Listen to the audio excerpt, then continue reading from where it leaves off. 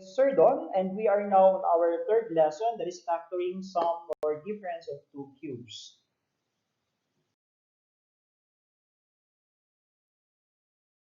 Difference of two cubes. So this pattern is actually two or binomial wherein the first term is a perfect cube and the second term is a perfect cube, which means that we can get the cube roots of the two terms. So it can be addition or the operation is subtraction.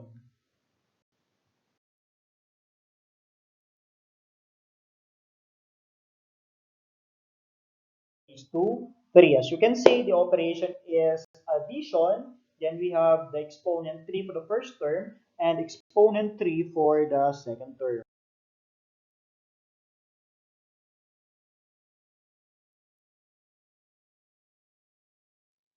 Okay, so we have a raised to 3 plus b raised to 3. The first thing you're going to do is to separate the two terms and get the cube roots of each term. So the cube root for a raised to 3 is actually a, then the cube root for b raised to 3 is actually b. Why is it a? Because a times a times a is equivalent to 3.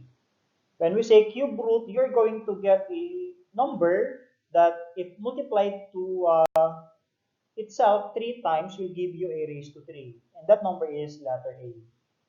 Then b raised to 3, you are going to think of a number that if multiplied 3 times to itself will give you b raised to 3. And that number is b. Therefore, the cube root of a raised to 3 is a, then the cube root of b raised to 3 is b. But how are we going to get the factored form of a raised to 3 plus b raised to 3? Okay, so take note that a plus b comes from these two, the cube roots of the first and second term. Since the operation is addition, so we have here a plus b. How are we going to get this trinomial factor? So we call this one as the binomial factor and this one as the trinomial factor. To get the trinomial factor, this one, you're going to refer to the binomial factor. The first thing that you're going to get is the square of the first term. The first term is a. Get the square of that, and that is a square. Then get the additive inverse of the product of the two terms, which means a times b. That is ab. Get the additive inverse, that is negative. That is negative ab. Then square the last term. The square of b is b squared. So the trinomial factor is a squared minus ab plus b squared.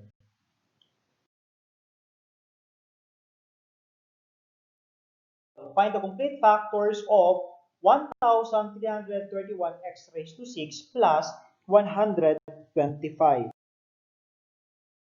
Here and get the cube root. The cube root of 1,331x raised to 6 is actually 11x squared. For you to verify if your answer here or the cube root here is correct, you're going to multiply this one 3 times to itself, and that is 11x squared times 11x squared times 11x squared. If it arrives to 1,331x raised to 6, therefore the cube root 11x squared is correct. Then get the cube root of 125, and that is 5. Because 5 times 5 is 25, times 5 is 125. Okay, so using these two cube roots, we can get now the binomial factor, and the binomial factor is 11x squared plus 5. So using this binomial factor, we can get the trinomial factor, this one. So to get the first term of the trinomial factor, you're just going to square the first term, that is 11x squared. 11x squared times 11x squared is 121x raised to 4. To get the second term, this one, just multiply this, that is 11x squared plus times 5. Multiply these two, and that is 55x squared. And get the additive inverse, that is negative 55x squared. To get the last term, that is 5, square the second term, that is 5 squared. 5 squared is actually 25. Therefore, the factored form of 1,331x raised to 6 plus 125 is 11x squared plus 5 times the quantity of 121x raised to 4 minus 55x squared plus 25.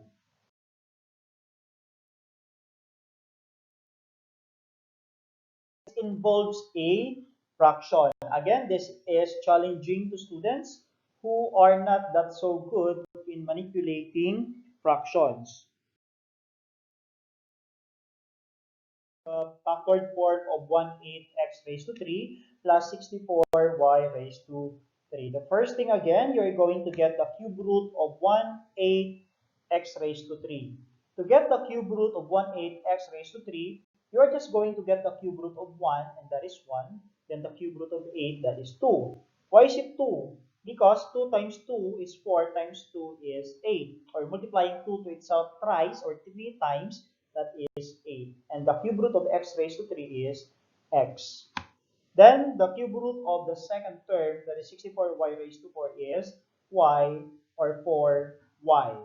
So out of these two cube roots, the binomial factor is 1/2 x plus 4y. This is the binomial factor. To get the trinomial factor, you're going to square the first term, that is 1/2 x, equivalent to 1/4 x squared. To get the second term of the trinomial factor, that is 1/2 x times 4y. So 1 times 4 is 4 divided by 2, that is 2, and xy. That is why we have xy. To get the last term of the trinomial factor, that is 16y squared, square the last term or the second term, that is 4y. 4y times 4y is 16y squared. So the complete factored form of 1/8 x raised to 3 plus 64y squared is 1/2 x plus 4y times the quantity of 1/4 x squared minus 2xy plus 16y squared. You're going to find the complete factors of 54y raised to 3 minus 1280 raised to 3. As you can see, the given numerical coefficients here, which are 54 and 128, 54 and 128, these are not actually perfect cubes. When we say perfect cubes, these are numbers resulting to multiplying a certain number 3 times to itself. So how are we going to solve this one? Are not perfect cubes. However, 54 and 128 have a common monomial factor, and that is 2. Dividing 54 with 2, you will get 27. And dividing 128 with 2 or by 2, you will get 64. And you can notice that 27 and 64 are actually perfect cubes. So we can manipulate these two terms inside the parentheses. So the cube roots of the cube root of 27y raised to 3 is 3y. Then the cube root for 64z raised to 3 is actually 4c. So by writing the complete factors, including 2, you can write here 2 times 3y minus 4z. So 3y comes from here minus 4c because the operation here is subtraction. Then get the trinomial factor using this one. So that is 3y squared. I mean 3 times 3y times 3y, that is 9y squared.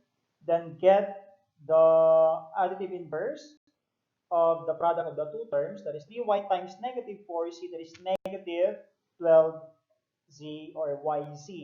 Get the additive inverse, this will become 12 positive 12yz. Get the square of the last term of the binomial factor, that is 16c squared. Therefore, the complete factored form of this one is 2 times the quantity of 3y minus 4z times the quantity of y squared, plus 12yz plus 16c squared.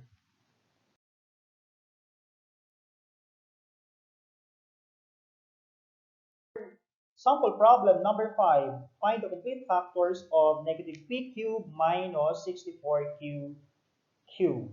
So as you can see, both terms are negative. So this is not similar to the previous examples that I have given. Solution for finding the factored form of negative p raised to 3 minus 64q raised to 3. Okay, so the cube root of negative p raised to 3 is actually negative p. Why is it negative? because negative p times negative p times negative p is actually negative p raised to 3. So therefore, the single number that multiplied to itself 3 times is negative p. Then the second one, that is 64q raised to 3, that is for q. Or that is, oh yes, that is for q. Okay, therefore, the binomial factor is negative p minus 4q. Or we can say that this one, since the given here is negative, so this will become negative. Then get the square of the first term by finding the trinomial factor. So we can have here negative p times negative p, that is p squared. Then multiplying these two, we have negative p times negative 4q, that is 4pq. Then get the additive inverse, that is negative. Then square 4q, that is 16q squared. Factoring may be new to you. However, you can actually use the pattern in finding the factored form of the sum or difference of two cubes to solve the given problem. Number one. So take a look at this example. So you're going to find the complete factors of the quantity of 3d plus 2q plus the quantity of 1 minus d cubed. How are we going to factor that out? And that is finding the complete factors of the quantity of 3d plus 2 raised to 3 plus the quantity of 1 minus d raised to 3. So take note that you cannot expand this by multiplying 3d plus 2 raised to 3 or 3 times to itself the same way with this one. What you're going to do is you're going to represent this binomial and this binomial using two different letters. So that is, let 3d plus 2 that is equivalent to x, and we can also let 1 minus d that is equivalent to y. Okay, by rewriting this, we can say that 3d plus 2 raised to 3 plus the quantity of 1 minus d raised to 3 is actually the same as x raised to 3 plus y raised to 3. So out of this, we can find the factored form. And the factored form of that is x plus 1, x plus y times square the first term, that is x squared, then additive inverse of the product of the two terms, that is x plus y, then y squared, the square of the last term. Okay, so since we represented x here equivalent to 3d plus 2, and we represented y, which is equivalent to 1 minus d, so we can replace this one by rewriting the equivalent values. So x is equal to 3d plus 2 plus this one, y is equivalent to 1 minus d. Then x squared, that is 3d plus 2 squared, minus x here is 3d plus 2, this one. Y is 1 minus d. Then y squared, that is 1 minus d squared. Then simplifying, we can have here 3d plus 2 plus 1 minus d. Then squaring this one, you will get 9d squared plus 12d plus 4. Then multiplying these two using FOIL method, you will get 3d minus 3d squared plus 2 minus 2d. Squaring this one, you will get 1 minus 2d plus d squared. And simplifying inside those or inside the parentheses, then you will get 2d plus 3, then 13d squared plus 9d plus 3. So this one is the simplified form of the expressions or the terms inside this parentheses. Therefore, the factored form of this is 2d plus 3 times the quantity of 13d squared plus 9d plus 13. Plus 3. Okay, so that was our third lesson, but you should be reminded of the pattern that if the given is actually addition, that is sum of the two cubes, then the binomial factor is plus. Then the trinomial factor, the middle term is negative. If the given is subtraction or the difference of two cubes, the binomial factor is subtraction and all the terms inside the trinomial factor are all positive. Okay, so that's it. Thank you very much for listening and happy learning.